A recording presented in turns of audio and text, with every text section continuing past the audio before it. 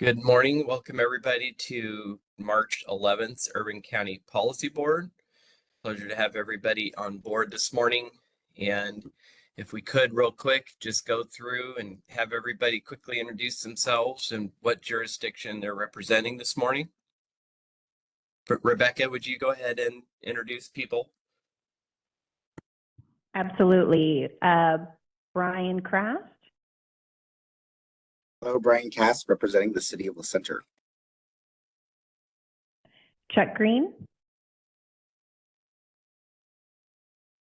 Hi, this is Chuck Green representing Ridgefield.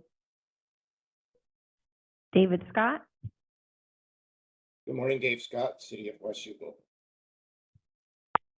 Jim Hodges. Good morning, Jim Hodges, City of Camas. Marina Veray.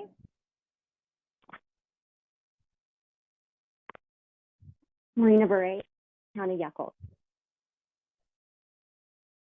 And then in the room, we have, go ahead. From McCoy City Battleground. And that is all of the board members in attendance at this time. Great. The staff at the meeting, we have myself, Rebecca Royce, Michael Torres, Program Manager, and Janet Snook. Great, thank you. And Rebecca, I apologize for last minute switching to virtual. My wife woke up this morning not feeling well, and I had to take kids to school. So plans changed. So great, I appreciate that. And let's go ahead and move forward to item number 2, which would be approval of February 12th, 2024 meeting minutes. Do I have a motion? So moved. It's been moved. Is there a second? Second, Dave Scott. Great. And is there any discussion or corrections? Okay, if not, I'll go ahead and have a vote. All those in favor say aye. Aye. Aye. Aye. And any opposed? Okay, hearing none, motion passes. Let's go ahead and move forward to item number 3, HUD funding updates. Good morning. Today is a big day for our applications. We will be doing our award recommendations. Before we begin with those, we want to go over what our estimated HUD funding is.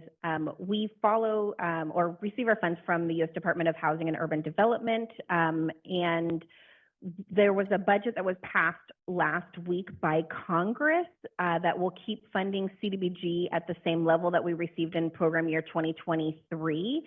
And then the home program is expected to receive a $250 million decrease in home funding. So we're still waiting to get our actual allocation of funds. So the amounts in this document are estimates at this time. CDBG should be pretty consistent. The home funds are estimates based on the reduction. For CDBG funding, we are estimating that our entitlement amount will be about $1.5 million. We also have around $80,000 in program income from our housing rehabilitation program. And then we have significant reprogrammed funds from projects that were canceled in the program year 2022 and program year 2023 allocations. And the way that splits out based on what the original applications was for is just over $400,000 for infrastructure projects and about $750,000 for social service programs.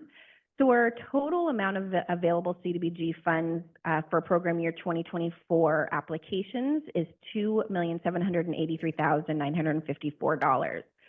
From that amount, we will remove administration of 20%, contingency funding that we always put aside in case any projects need additional funding because construction costs came up or something like that. We also put aside $31,500 for project implementation and fair housing requirements. And then our homeowner rehab has a set aside of $250,000.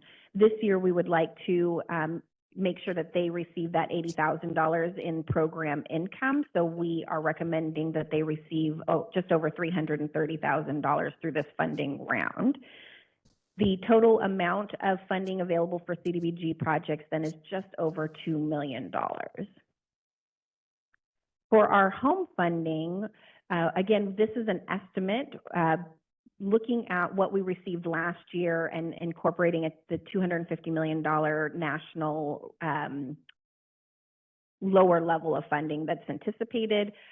So we anticipate seeing around $525,000 in home funds. We have about $376,000 in reprogrammed and program income for the program. Once we remove the administration of 10%, and the CHODO set aside, and the CHODO set aside again is specific funding for CHODO eligible agencies of $78,000, and then project activity delivery costs of $13,000. We are left with a balance of approximately $756,000 to allocate this year. As noted in the memo, we did not receive any CHODO eligible activities for this round of applications, so we will hold those funds in the amount of the $78,750 for next year's allocation.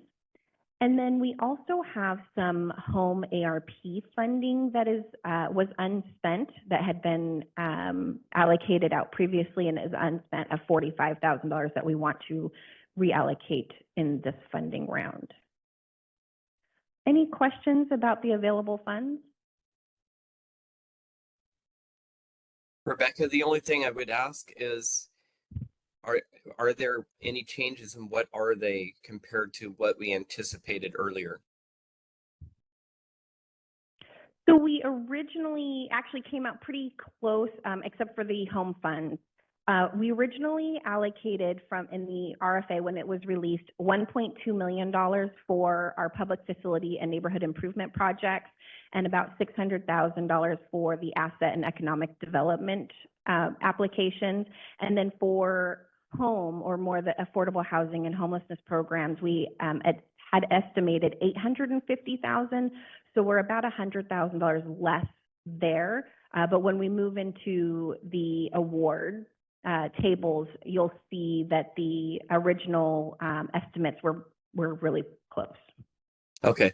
And then if I remember correctly, we still are, I mean, these are still estimates. We're still waiting to find total dollar amounts.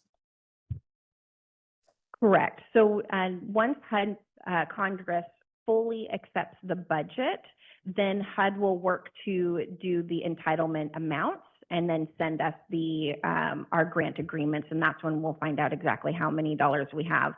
A lot of times they'll send something out a little bit ahead of time to let us know what amount we'll be anticipating. As soon as we hear that, we will let the board know and make any adjustments that are needed, but we don't anticipate there being very big adjustments needed for the funds.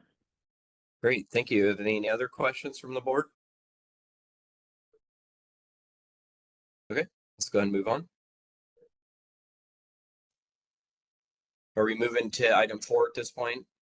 To the 2024 Yes. CDBG and home funding recommendations. So before you is a staff recommendation based on the scoring of the board. All members of the board scored all of the applications. What you'll see here is the list of applications and the project names along with the total average score that each of the applications did, and they are in order of the highest scoring applications down, along with the amount of requests that they had. What we recommend for the award for home projects, specifically for our tenant-based rental assistance projects, they will receive both a CDBG award and a home award.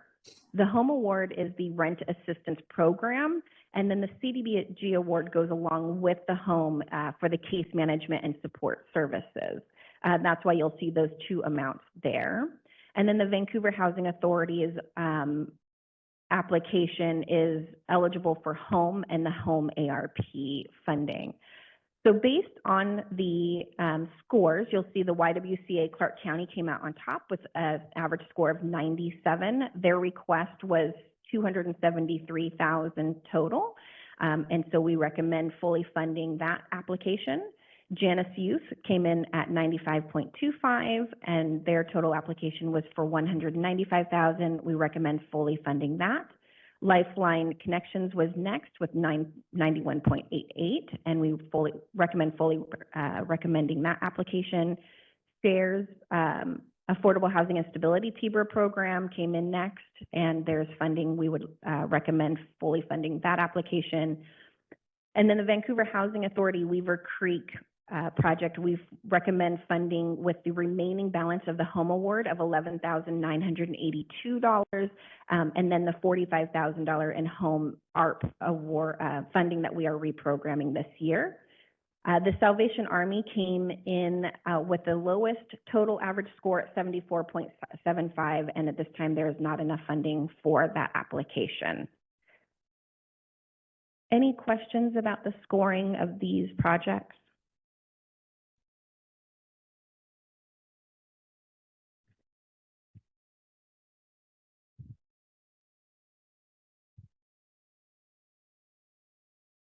Not hearing Doesn't look any. like it. Because the home award is the one that we don't know exactly how much it is, any funds that we receive above what our estimated allocation is would go to fund the Vancouver Housing Authority until it's fully funded.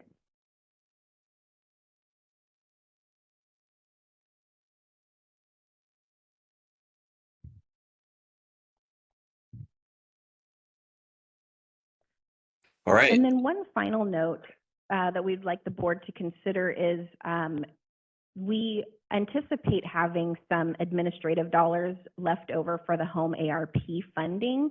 And instead of bringing that back to the board at another special meeting, we would like the board to consider approving just allowing us to allocate those funds. We don't expect it to be much, around $50,000 is our finances estimate on those.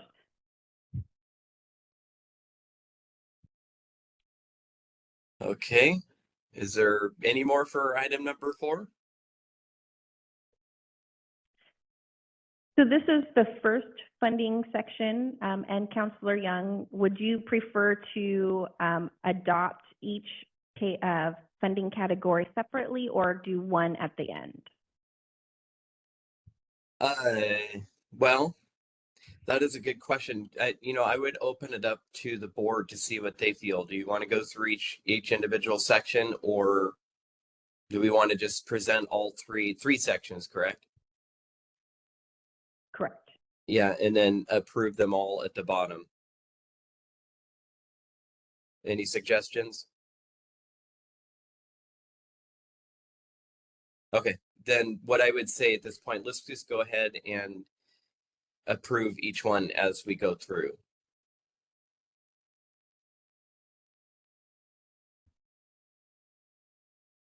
So with that in mind, Okay. we have this up for approval at this point.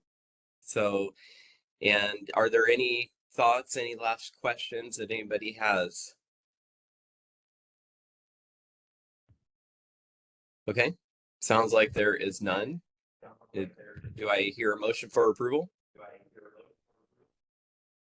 Yeah, Chair, I'd move to approve with the balance the admin fee being applied without further board action required.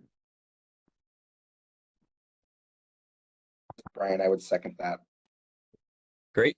It's been moved and seconded to approve the funding recommendations for this is what category? This is affordable housing and homelessness category of the UCPB grant recommendations. All those that are in favor, say aye. Aye. Aye. Aye. And any opposed? Sounds unanimous. Thank you, Rebecca, and go ahead and move on. Our next category to review is our public facilities and neighborhood improvements projects. We received 4 applications here. Again, these are ranked in the order of the total score, with Battleground for their North Parkway Avenue Sidewalks project receiving a total score of 88.86. They are requesting $300,000, and we are recommending they get fully funded. Ridgefield has requested $200,000 for their Sargent Street improvement projects. They received a score of 88.71, and we recommend fully funding that project. 4D Recovery came in for a project for their community acquisition of their community center that received a score of 76.13, and they requested $204,545. At this time, we are not recommending their scoring for two main reasons. The first is the location that they had identified was within the city of Vancouver, and the city of Vancouver is not moving forward with funding that application. The agency did indicate that they would be willing to look for another location. That location would have to be outside of the city of Vancouver limits if it is to move forward quickly. And in their application, we noted that they had not done any of the fundraising, so they have no other funds secured at this time. It was a promise to do fundraising to receive the additional dollars. With the city of Vancouver not moving forward with this, that means they also need to add to whatever fundraising they have now of another $200,000. And we just don't feel that this project is ready to move forward in a timely manner. So we do not recommend that they be awarded this year and would like to invite them to apply next year for funding. And then the final application is Council for the Homeless for their Housing Solutions Center building acquisition. It received a score of 68.13, and they're requesting $300,000. This did get funded by the city of Vancouver. It will move quickly. In fact, they want to purchase the building in April, and we recommend fully funding that application. So you can see, although we had $1.2 million awarded for this category, at this time we recommend $800,000 in funding for these projects, and we would move those funds to the final remaining category. A quick question on not spending all. Is the 50% match or 50-50 in this category in statute, or is that something we can change in order to better utilize these funds for the three projects that are put forward for approval? To clarify, are you asking about the city's, so yes, with HUD, if a project is outside of our jurisdiction, we have to have that jurisdiction have some form of support for the project to justify us also putting the funds into the project. Understood. What's that percentage minimum? That's not in statute. And so we don't indicate, or how we've done it historically is that the agency take a look at the population that they're serving. Are they from the city of Vancouver? Are they, so it's not necessarily a 50-50 switch, even amount. I understand. So is that now baked into the cake essentially? So you have extra monies, there's no way to go back and essentially decrease that match by providing more CDBG money, thus lowering the sponsoring. The only way the project would be able to move forward with funding this year is if they found a location outside of the city of Vancouver. I'm not talking about 4D Recovery. I'm talking about the projects as a whole. So, for example, City of Ridgefield has a $200,000 project that that CDBG is granting. Is there any way to increase that essentially to $300,000, or and to utilize some of those unspent funds at this time, or is it too late? No, the board could increase the awards. With the city of Ridgefield, the reason that they came in was based on other funding that they have available, but also once you go over $200,000, Section 3 reporting requirements kick in, and they're kind of burdensome. And so a lot of agencies, if they don't need to go over that $200,000, then they won't go over that $200,000 because it is so administratively burdensome to do the Section 3 reporting. But if they are interested, they could absolutely have an increase. Typically, we go based on what they have applied for and what's in their budget. So this is Chuck Green. We're okay sticking with the 200,000, and it is because of those reporting requirements. Okay. But thank you. Thank you. Appreciate the support. The other thing we take into consideration is match is one of the points that's awarded. It's how we determine how many points are objectively included. So if we were to increase the CDBG award, then we would need to recalculate, and it could affect their total award in total Well, in the I mean, end. just looking at this, I don't think it would, because we have basically only 3 available projects. So that's why I brought it up in this situation. Yeah. So, you know, it'd be nice to be able to have that flexibility going forward. Yes, we allow, we come with recommendations to the board, but then we let the board kind of move forward with those. Understood, but yeah, okay, thank you.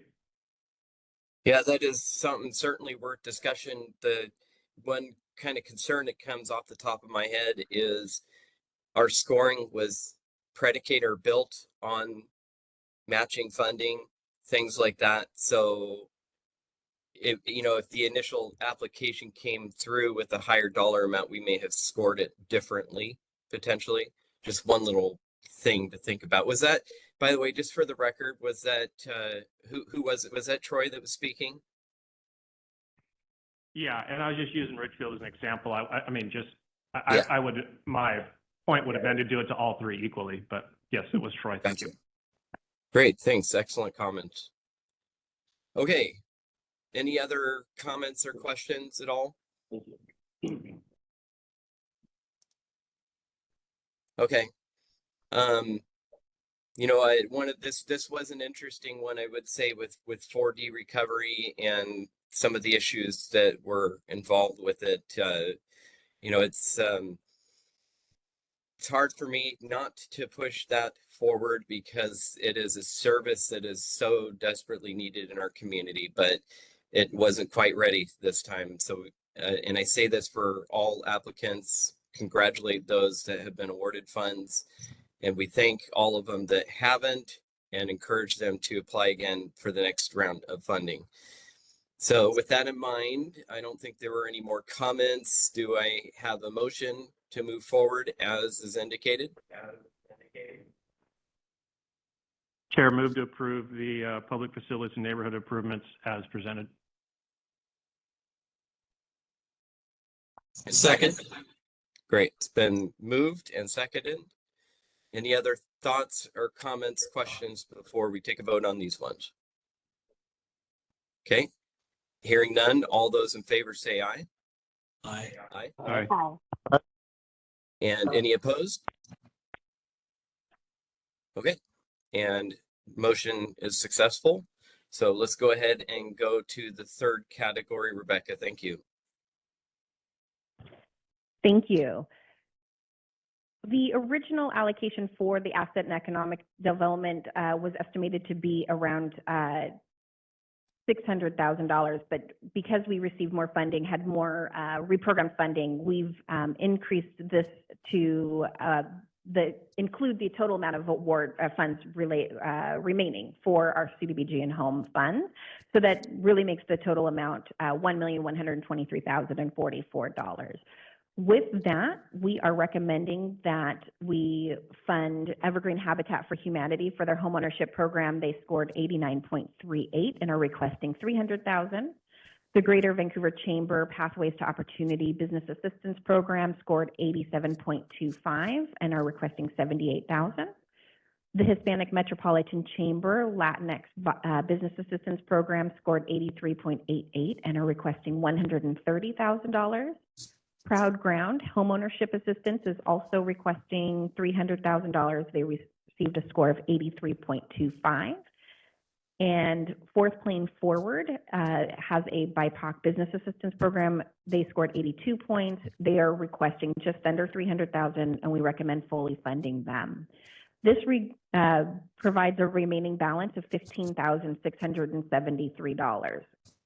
This would be a very difficult program to start, but we would like to open up to either funding Micro Enterprises Services of Oregon at that limited amount, which is significantly lower than we typically would go with a contract. We could also hold those funds as contingency in case any of the construction projects need additional funding for their projects because of construction costs.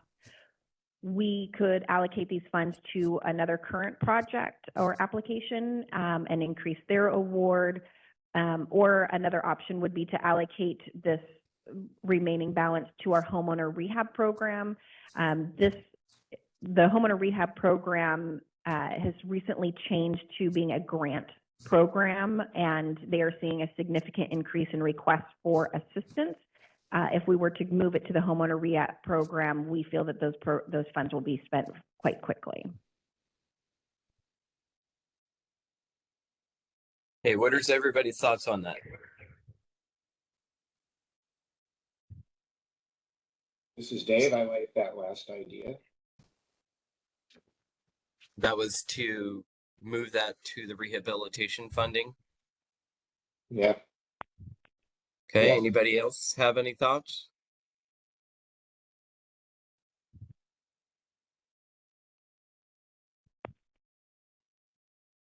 Yeah, I also I agree feel with that's, the last. oh, go ahead. Oh, I'm sorry. I also agree with the last option. I'm comfortable with Okay. that. So we have a couple with that. Are there any other thoughts or anything before I entertain a motion? Okay. All right. I will entertain a motion at this time.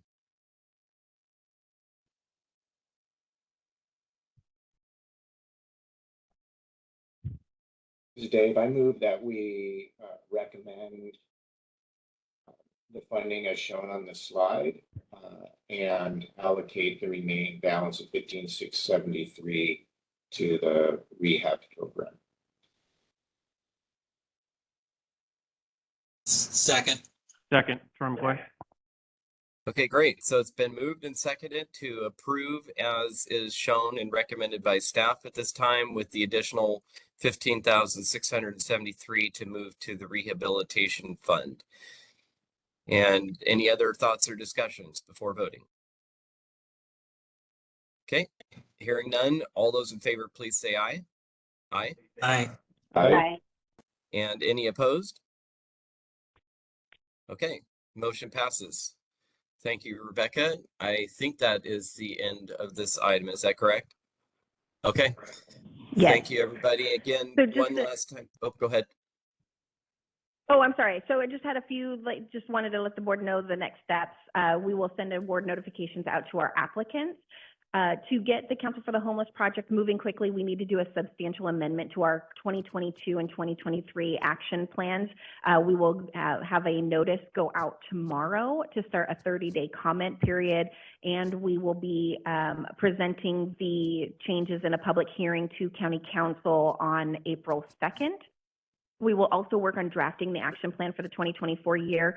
If I can get that done today, I will include that in the notice that goes out tomorrow, and we will include it in the April 2nd public hearing with County Council and just move everything forward at once so we don't have to bring the council back in twice. And so we'll keep moving that forward. And then after that, we will also do the environmental reviews and start drafting contracts so we can move all of the projects forward.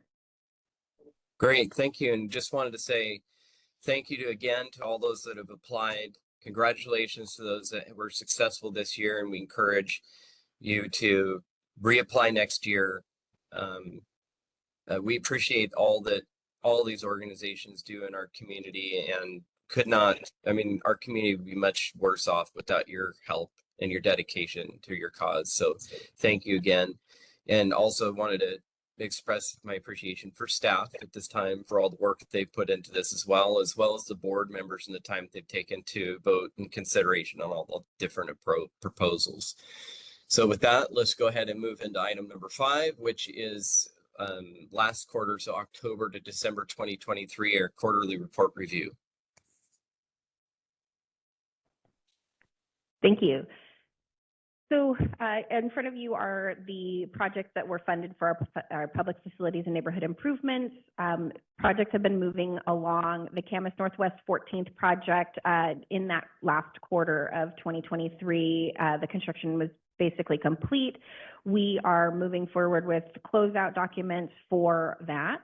The Battleground Southeast Clark Avenue project, as noted, is waiting for the whole process to go. It's combined with the Weaver Creek project for the Vancouver Housing Authority. HUD states that any construction to ready the site for affordable housing is considered one project. So they have received the funding, they will receive the funding, but the project is delayed moving forward, and it will go together as one large project for the street improvements right next to the new Weaver Creek apartment complex.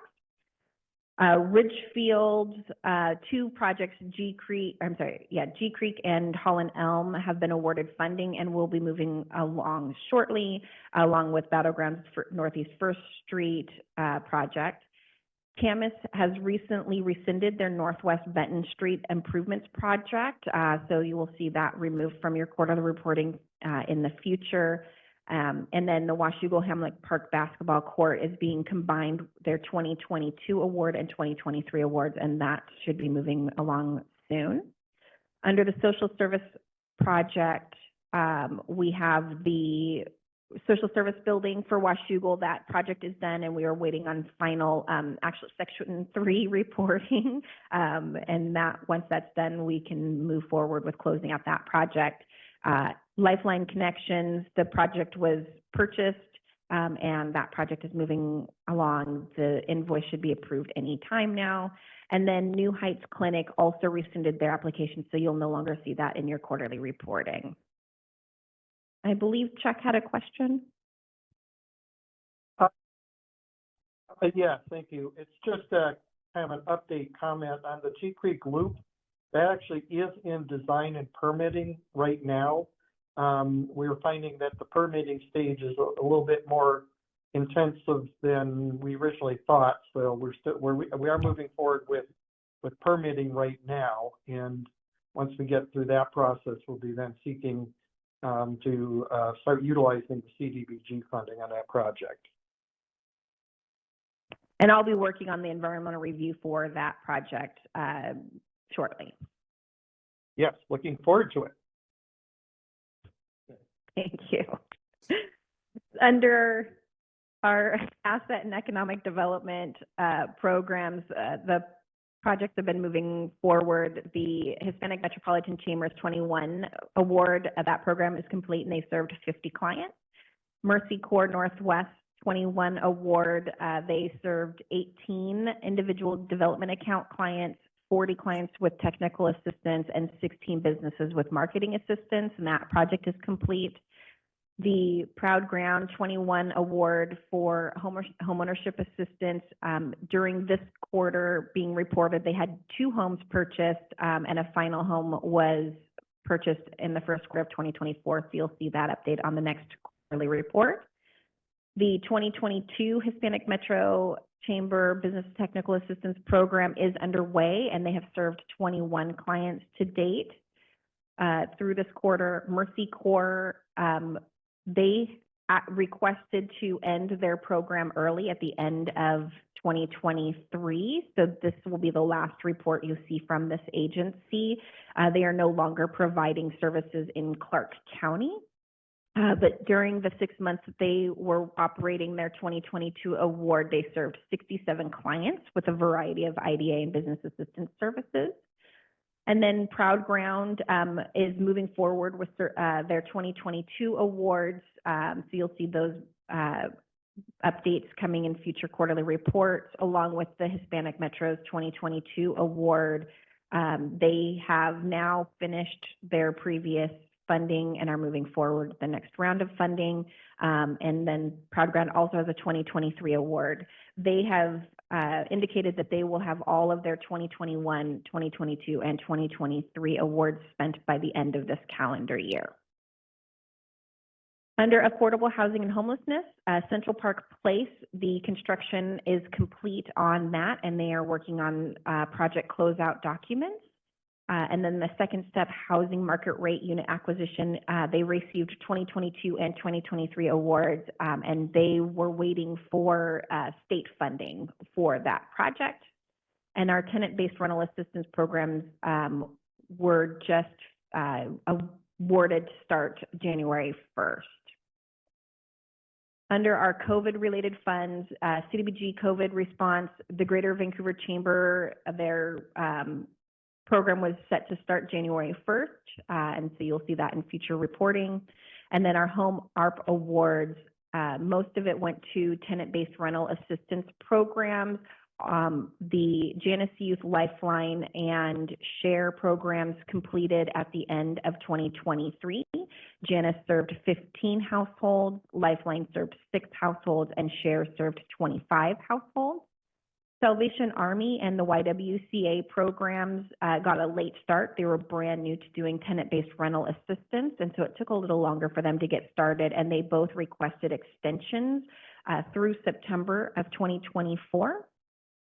Both of those agencies did not receive a 2023 allocation of funds, so it won't be pushing back any spending on their programs to give them that extension. And then Weaver Creek is still finalizing their award structures and all the funding that's needed to put that project together. But that one is expected to start construction soon. So those are the programs that will be moving forward. Any questions? Yeah, Rebecca, I was curious. Go ahead. Or, oh, that was my own echo, I think. So I was curious on these charts here where it says on schedule and you've got not applicable on there. What, and some did say no and some said yes. So I'm wondering if you could decode that for us. Yeah, I'm sorry. The Weaver Creek will should have a yes under theirs. We typically don't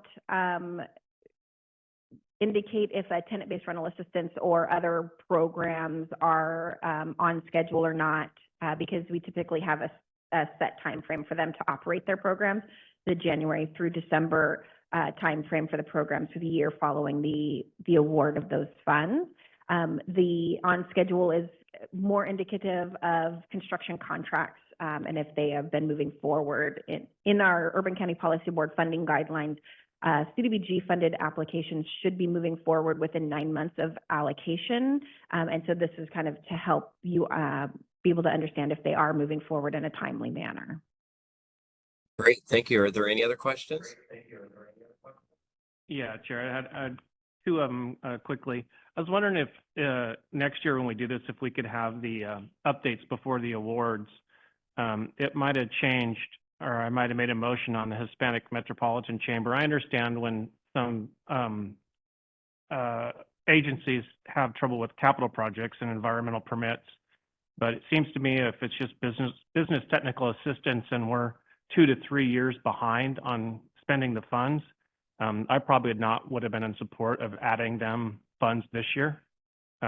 Just me personally, I guess. Thank you. Good comment. Good point. Any other thoughts or questions? I will state for the Hispanic Metro, it was a combination of staff from the county and staff from their organization. They got a new executive director and that kind of put them behind a little bit, but it was also because of staffing capacity issues that they got in a little bit behind. They will be finishing their old 2022 award by June 30 of this year and then moving straight into their allocation of 2023. And they anticipate having that spent out by the end of the year or maybe slightly into 2024, which would put them right back on schedule. I understand that, but we're still talking about 2021 funds to be expended, correct? Right, and it got delayed, and that's the reason that it's Well, still I mean, showing. I get delays, but we're talking 2 to 3 years of delays just for business technical support. And at some point, you know, I think we need to hold some of these programs to account. Absolutely. Great, thank you. Any other thoughts or questions before we move on? Okay, is that all for item number 5, Rebecca, or did you have more slides? That is all for item number 5. Great, so we will go ahead and move forward to item number 6, which is program updates. Go ahead, Rebecca. Yeah, so I have 2 program updates for you today. One is doing an update to our quarterly report template. As I've been closing out a lot of projects, I've been noticing that we are not receiving quite the specific information that is needed for the closing out of the project. So I'm having to go back to the programs, ask additional questions to get the final information that's needed to close out the program. And I thought it would be a good idea to, at this time, to update the quarterly reports to really get the information that we are needing for that. So I am going to switch over to the quarterly report so you can see what the new one will look like moving forward and kind of go through this. So some of the updates, we have a minor update to layout. We also have one additional question in the narrative, but the narrative itself looks pretty similar. We also included more instructions throughout the report so that people can easily figure out what they're supposed to be completing each quarter. The top part is very similar, different layout, but it's to indicate what the reporting period is for what year, the agency project contract number, if there's one been established, and who is reporting the, completing the report. We've included some project narrative questions or instructions, and then the one additional question that we've added to the narrative report is number 6, to identify any agency problems or concerns. And that will help the board and staff also be able to understand why a project may not be moving forward. Other than that, the narrative section is really very similar to what it was before. The big change is around the Clark County direct benefit reporting section. So this looks significantly different. We have included instructions on who should be reporting this and when. So for business assistance programs, they should be filling in sections 1, 2, and 3 quarterly. The home buyer assistance programs, and when we go through this, you'll see what the different sections look like. The home buyer assistance programs will be completing sections 1, 2, and 4 quarterly, and then our construction and acquisition projects would complete sections 1 and 2 at the project completion. There's no reason for them to be putting information right in the middle of the program itself. They should be completing the narrative. All applications or all awards, all contracts should be completing the narrative section every quarter. That will not change. Section 1 is for the data collection, and it's to get a better idea of how they're collecting and analyzing their data. So just a brief description on how the beneficiary data was collected. Section 2 has always been on the direct benefit report. We've updated it to where we receive the information both quarterly and then also a cumulative period to date for each of the programs that should be reporting each quarter on this. Again, that would be our business assistance and our home buyer programs. They'll be completing this every quarter with a cumulative to date, unduplicated numbers, race and ethnicity information, income level, and then we ask additional information around persons experiencing homelessness and single family headed households. So for that, this would be the end of the report for construction and acquisition projects once they have completed those projects. Business assistance programs will continue into section 3, where we are getting much more information about the business assistance itself and making sure that we can report to HUD all of the business activities that are happening in each of the programs. They, again, will do this for both the quarter and year-to-date information. So we'll also receive some job characteristics and type of job information. Depending on the business assistance, they may not have much information here. There's different levels of business assistance from the agency, so they might not have this all information for all of their businesses that they assist. For business assistance programs, this would be the end of their report. And then section 4 is our home buyer assistance program. And then they would be reporting on each property. Here we have a few properties for them to include in the report. We'll talk about the location, some client information. These reports are not shared out broadly. What you'll receive is the summary report, but this comes to staff. We do not share out personally identifying information of clients in each of the programs, but this will help us be able to report everything to the through HUD's IDIS reporting system. And so they have several different opportunities for each of the households that they assist. And then that is the end of the contract. Again, this will help staff collect all of the information on a regular basis rather than having to go back to the agencies and ask for additional information once the program is done. Rebecca, Any I have a questions about couple. the new report? Yes, Yes. I do have a couple questions. One is that, similar to what was asked about just the last subject that we were looking at, when there are applications that we receive, can we receive the actual quarterly reports individually as opposed to just kind of the summary that you're delivering to us currently? Yeah, we would need to redact the information from the client information, but if the board is interested in having each of the reports individually, we could share those, yes. Okay, that's something that I would be interested in looking at for next year. And then are all of the different contracts that we have, are they all current, and have they typically all stayed current, or are there various organizations that we're struggling to get timely reports from? I'm just curious. No, typically the reporting is fairly good. Sometimes we get some a little bit late, but typically we have them all by the due date, which is the 15th of the month of following the quarter. So if the reporting period is January through March, we would have the reports by April 15th. Sometimes they ask for an extension because of certain things that are going on, but in general, we get them on time. Okay, great. And then the last thing is that the summary quarterly report that you do deliver to us would it be possible to get the year that it was awarded and the expected, like the initial expected date that it would have been completed by, just so that we can better understand that, not have to have you explain it to us each time, but we can just at a glance see which organizations are on schedule and which ones may not be. Absolutely. Great. Thank you. Those are all mine. Are there any other questions?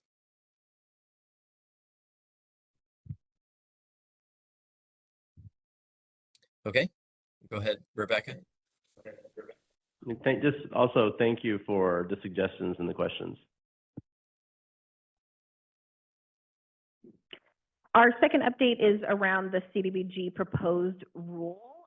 So CDBG HUD is requesting changes to the CDBG program for the first time since 1994. The suggested updates are around the timeliness reporting, around economic development activities, and around Section 108.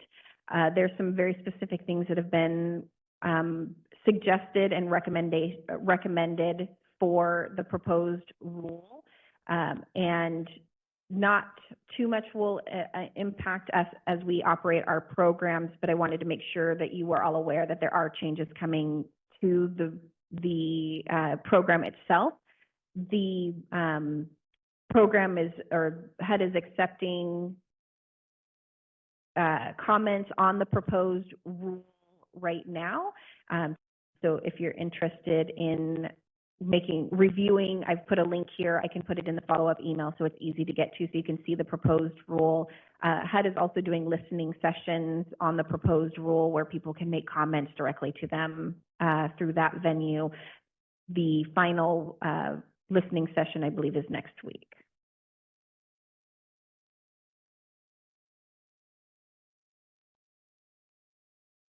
One other question, Rebecca. I'm sorry. I always have a lot of questions, but I'm assuming that when these quarterly reports and the data are given to the county, that there is an affidavit of some sort signed that is accurate information. I am just curious if the county or, be it HUD, I don't know who would be the body to do that, but is there ever any audits done to ensure accuracy and at all? So we don't require a signature or an affidavit on the quarterly report submission. We do require it for invoice submission for when we pay for the services that have been rendered or construction costs, things like that. But for the quarterly reports, we don't require signature or an affidavit for the submission there. Staff are constantly working with each of the applicants in constant communication on where projects are. So we can ask questions and do ask questions if when reviewing the quarterly reports, they don't align with our understanding of where the project is at that time for what they're submitting. Mind if I also? Yeah. And with the affidavits in the invoicing, part of the backup, if there's any populations and stuff like that, is verification of like the data entry in HMIS. So if the quarterly reports and basically the quarterly reports and the invoicing, they need to match up.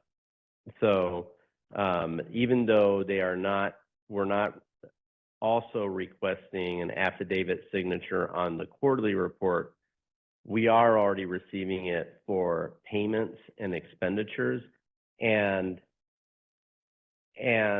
they will, if they don't match up, like we will be asking questions. Like it will be a flag, and it does get noted, and we will be asking questions. And all the programs do get monitored and do get monitored by staff, and they're also subject to monitor by the SAO or HUD. What is SAO? Thank you. The State Auditor's Office. So every Okay. time that they come in every year and they look at federal programs, it's pretty often, it's about every other year they will select home or CDBG as the federal program that they're auditing. And are they just auditing what we have, or are they going to those actual organizations and auditing the program itself? They are auditing what we have. They're not doing site visits to the other organizations, but they are auditing all our documentation. And what we have is what they have provided. Okay. All right. Thank you. Any other Just- questions? Just a comment, Jim with the city of Camas. When the SOA audits us, they still audit our CDBG projects, and they're looking through all of our files to make sure everything's in there and to make sure it's accurate. So they're not, just to be clear on that. Thank you. And for construction projects for CDBG, as each of the agencies know that have done any construction projects, there's a lot of documentation that's done throughout that project. So a lot of information is collected in our files for HUD and for the SAO when they do our audits.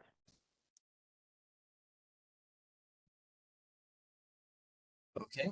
All right. Let's go ahead and move on.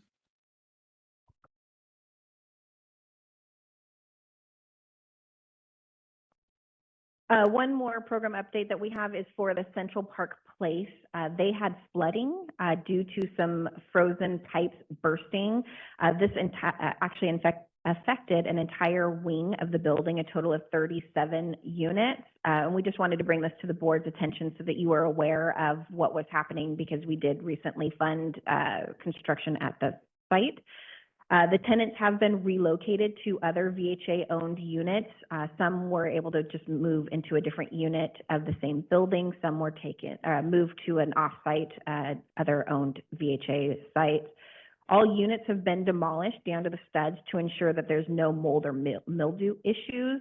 They're expecting at least 6 months for the construction. It will likely take a little longer than that. And some of the impacts from this situation, one, many of the tenants lost a lot of their belongings, and then there are several costs that are not covered by insurance, so VHA is having to cover those costs. Chair, I have a quick question. Go ahead. I'm assuming by this, it means that the building's costs or the tenant's losses were not covered by insurance, and it begs the question: VHA does not require tenants insurance? No. Renter's insurance, which just based on my background, I know absolutely would have covered this. It's probably about $10 a month. It seems like a potential oversight that could easily, yeah, I would appreciate to find out if, because I know they have a project coming to Battleground potentially, although it didn't get funded. So I'd be very curious to know if you could. Thank you. Yeah, in addition to that, And too, I don't was- believe we have anyone. Go ahead, Rebecca. Oh, I'm sorry. I was just, I don't believe we have anyone from VHA on the line today. And I would be also curious too, is it just the costs of the lost belongings, or is there actual cost from the damage? I'm curious about that as well. I can inquire about some additional details from the project. I do know that they are losing rental income for the units that they moved into this. The units they had available to move households were market rate units, and so they're losing the income from those market rate units. But because these are project-based vouchers, they have to be tied to the project. So there's some HUD requirements to it, so they won't be able, they will be staying in these new units moving forward. I know there's some other costs that were not covered, but I'm not sure of the specific details, but I will ask for additional clarification from Vancouver Housing Authority on this. Thank you. Okay, let's go ahead and move forward. Is that all for item 6? Yes. Okay. All right. So moving to item number 7, Build America, Buy America overview. Since you guys haven't heard my voice enough today, I thought I would give you guys some training on a new requirement that is coming to take place. It's called the Build America, Buy America program, and it will be affecting our projects moving forward. So BABA, as it's affectionately known, requires products purchased in connection with infrastructure projects funded with federal funds to be purchased in the United States. This will apply to any construction projects that have over $250,000 with any amount of federal assistance, and it does not matter what source it is. So unlike other like Section 3 reporting where it's only HUD funds and it's $200,000, BABA will come into play if there's $1 of federal funds in a project and that the total construction costs are over $250,000, which for most of our larger projects will be the case. This BABA applies to the products purchased for the project in 3 different areas: iron and steel, manufactured products, and construction materials. So for a little bit of additional information and definitions by HUD, we talk a lot about the Buy America preference, or BAP, and this is the actual statutory requirement for infrastructure projects to be used for covered materials that are American made. The infrastructure defined as construction of buildings and real property, and that includes housing, utilities, water systems, electrical transmission facilities and systems, broadband infrastructure, and transportation infrastructure. So it really covers all different types of infrastructure projects, but it's going to cover any construction project that we fund through the Public Facilities and Infrastructure Program. Some more definitions. So iron and steel is defined as materials that are primarily composed of iron or steel. Construction materials are defined as all raw materials used in construction, metals other than iron or steel, plastic materials such as PVC pipe, glass, lumber, drywall, but it does not include cement and aggregates, so your stone, sand, and gravel. So those would not be considered construction material. And then manufactured products are those with 2 or more materials combined and is not iron, steel, or a construction material. So essentially, it's the catch-all for everything else that's not already identified. So HUD has a staggered implementation for each of these areas and different for each of the funding sources. For the CDBG program, iron and steel applies to all funds obligated on or after November 15th, 2022. And that obligation means when HUD signed the grant agreement with the county. So when we received our grant agreement for 2022 funds, it was in the late August of 2022. So program year 2022 funded projects do not apply for iron and steel, but all program year 2023 projects will. For specifically listed construction materials, it'll be the date that HUD signs our fiscal year 24 appropriation. For all other construction materials, it will be with our fiscal year 2025 appropriations. And then manufactured products will also be with the fiscal year 2025 appropriations. So with the projects getting funded now, you will see that there's a requirement to abide by the Buy America, Build America requirements for iron and steel. And then we will keep you updated when other construction materials will be in effect for this. Our home program kind of falls under the Federal Financial Assistance, FFA, of how HUD is defining this. This is a little bit behind the CDBG funded project, so it will go into effect on or after August 23rd of 2024 with any HUD awards that are obligated after that date. And it will actually be for all of the different construction materials will all go into effect at one time for the home program. There are some general waivers that HUD has allowed and will be in effect until November 23rd, 2027. One is for exigent circumstances or something that's an emergency, that if that project needs to be completed immediately to protect life, ensure safety, or prevent destruction of property. It is in effect for all projects with a total cost that is under $250,000. They also are allowing a general waiver for de minimis portions that comprise no more than 5% of the total cost of covered materials used in the project. That goes up to $1 million. If we apply these general waivers, we do need to document what waiver we are using and how we believe the waiver comes into effect for each project. Again, those will be in effect until November 23rd, 2027. There's also some project-specific waivers that HUD is developing. There are 3 types. There's one under public interest, which is the Buy America preference being inconsistent with public interest. There is one under non-availability, which is talking about covered materials that are not produced in the U.S. in sufficient and reasonably available quantities or in quality. We could apply for that waiver. Or if the cost is unreasonable, stating that if the inclusion of domestically produced covered materials will increase the cost of the overall project by more than 25%, we can apply for a waiver there. However, we cannot apply for those waivers yet because the process for applying for those waivers is under development, and we are not aware of when those waiver steps will be into place. So we will keep you updated once we know how HUD is going to allow the request for these project-specific waivers. The general waivers are in effect.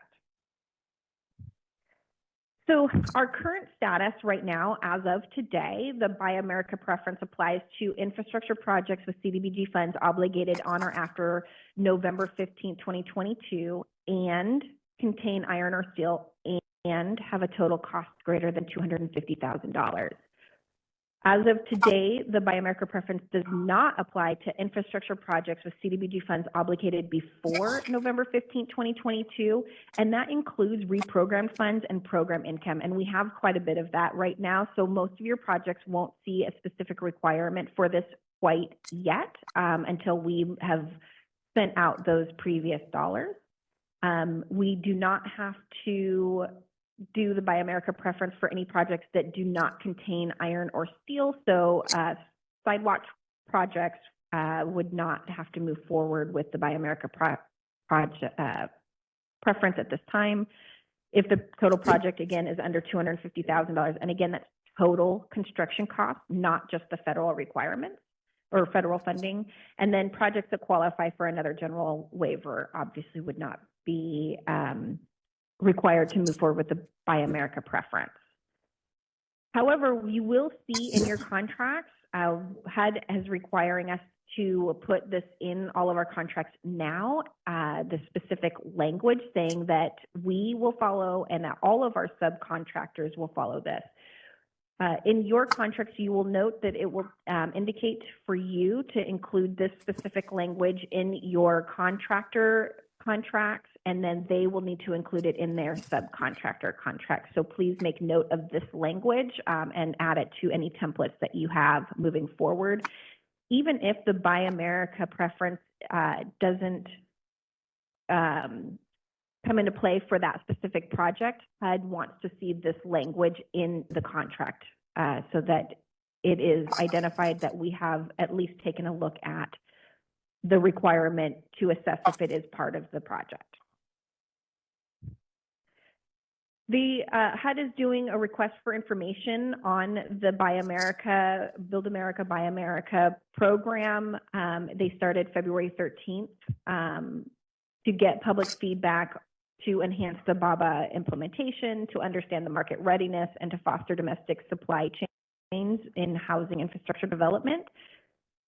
Comments are due by April 15th, and I've included a link to the information so that you can submit comments. I highly recommend your public works teams to take a look at this. It will come into play with any federally funded projects that you are working on and to provide feedback for the program. And I will include this link in the follow-up email so that you have easy access to it. And then I just wanted to include a few resources around the Build America, Buy America program so that you can do a little bit additional research on your own. This is kind of a big change, and I am anticipating this is going to delay project implementation moving forward. And with that, I will open it up to questions.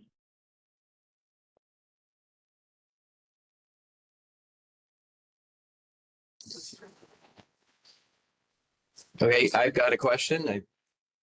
Feel free when Rebecca says, "Are there any questions?" Feel free to go ahead and ask a question. You don't have to wait for me.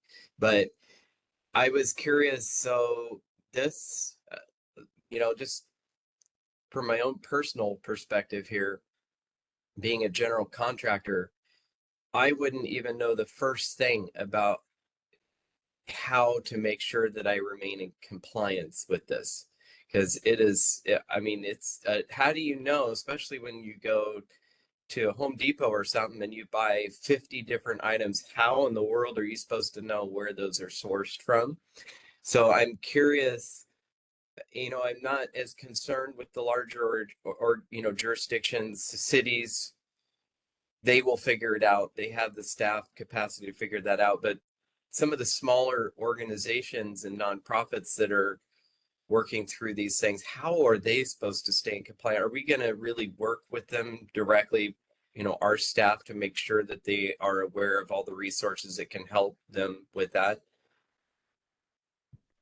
Yeah, so we do pre-construction conferences, and this information will be in there so we can kind of work through it. I'm hoping all the public works agencies take this information now so that they can start doing their research on the projects that are going to be moving forward. Any federal funded agency should be talking with their contractors about this new requirement as we are doing. That's why we're bringing it forward to the board now, so you can get ahead of it and start looking into what the requirements are going to be. If it's not federally funded, the Buy America preference is not going to be in play for your project. So the small construction companies may not ever have to even deal with this at all. But with all of our funded projects that go through that receive CDBG or home, we will be working with them. I've already updated my spreadsheet, so it triggers me to let me know if the Buy America preference will kick in for each of those projects. During the application phase, we will also be kind of including some additional questions so we can identify it in the very beginning so that we can work with the applicants at that stage to let them know that this is going to influence the costs that go along with their project to make sure that they apply appropriately for the amount of funds that they're needed. Or if it's possible to somehow create the project under 250,000, that's the first easy waiver, general waiver to meet. And so we will be working with the applicants at that point also. I Great. will add This to is- that, first, the likelihood of a project of being construction related under 250,000 is low. I want to recognize that.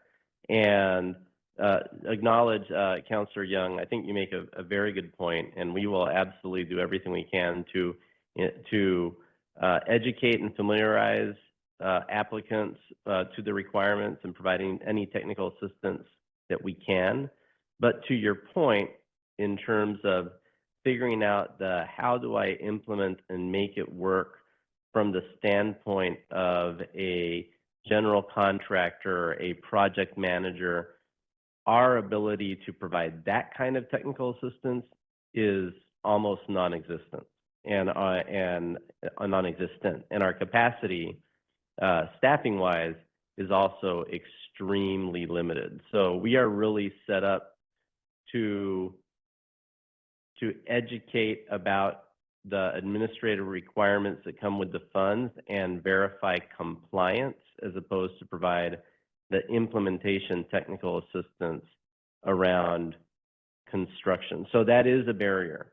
And I think that, that is something to consider as we look at applicants of funds. What kind of organization is it? How much infrastructure and capacity does it have?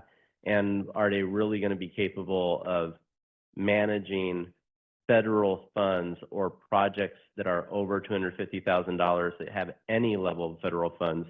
Those are real considerations and make federal funds less helpful to small grassroots organizations.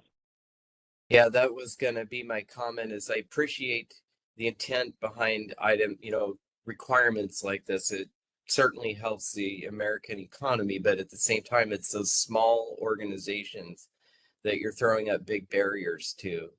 So whatever we can do to help smaller organizations through this would be much appreciated. Any other thoughts or questions?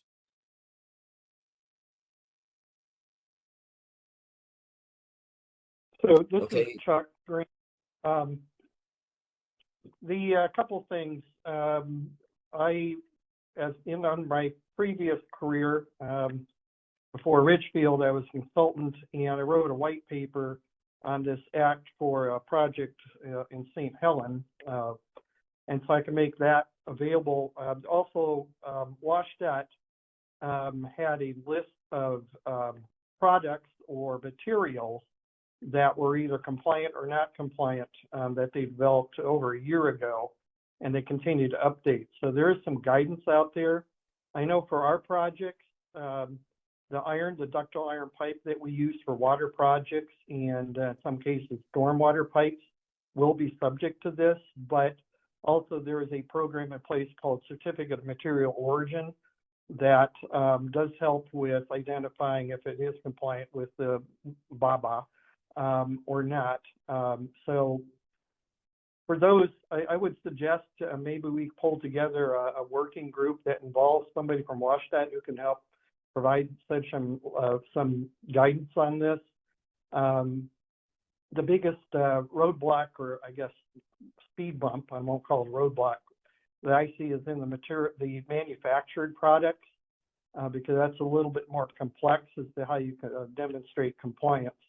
So that's what I would suggest, is if we could maybe schedule or convene a session, and it would be the larger projects that really would be of concern of this. A number of our consultants that we're using also are somewhat familiar with the Act, so we can also use them at least to support the design of these projects. Yeah, Chuck, if you wouldn't mind sending me that white paper and the link to WYDOT for the compliance materials, I can include that in a follow-up email. And I think that would be really helpful. The only other thing I would state is that HUD timeline is different than other federal agencies for when the different materials kick in. But we will work really closely with the agencies on that, making sure that we have the compliance needed. Yes, I'll see if I can dig out that white paper from my archives, my pre-Ridgefield archives, and get it over to you. And Thank Rebecca, you. can we add this to something maybe to bring up again in our next meeting? Because I would like, I'm curious on discussing this a little bit more, what like a potential work group would look like and who would be on that and willing to participate. So is that something that we can bring up in our next meeting? Yes, I'll add it. Great, thank you.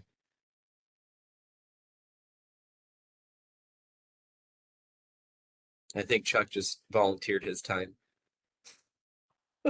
Thank you, Chuck. I appreciate those comments.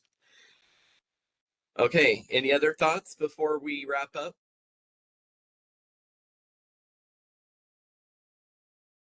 Okay, go ahead and move forward, Rebecca. Fantastic. So before we leave today, I just wanted to let the board know that the National Community Action Week, oh, that's not right. That's National Community Development Week. Sorry, I reverted to my old program, which was Community Action.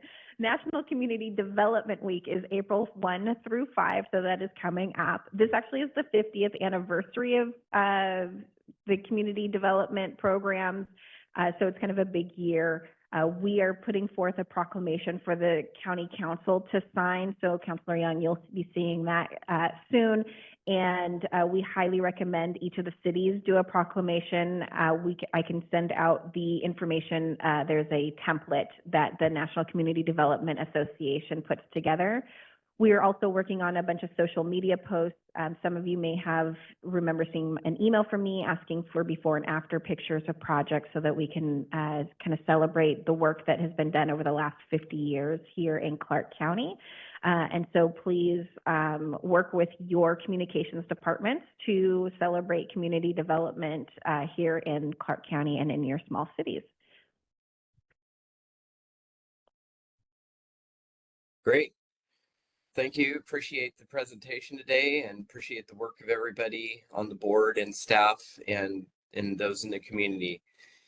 With that in mind, let's go ahead and move towards public comment. Are there any individuals from the public that would wish to comment?